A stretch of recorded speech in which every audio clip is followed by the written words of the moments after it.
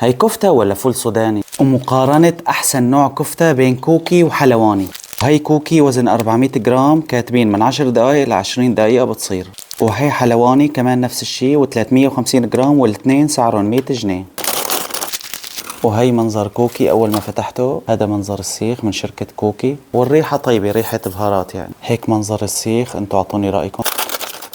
هون المنظر احلى شوي والباكجينج كمان احسن. وهي الكفته المشويه من عند حلواني. كثير كنت متردد اني اجرب الكفته المجمده، فقلت يا ابو الجود كل العالم بتخاف منها فخلينا نجرب. هذا منظر السيخ تبع حلواني 350 جرام، وشوفوا لي منظره من جوا. بصراحه كميه الدهن كانت ماشي بشي، فخلينا هلا ندوق الطعم.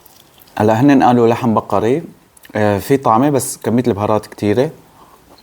وهذا النوع الثاني كوكي، شوفوه وعطوني رأيكم. وهذا منظر سويتهم بالمقلاية، يعني ما حطيت نقطة زيت أبدا. وهذا المنظر من جوا.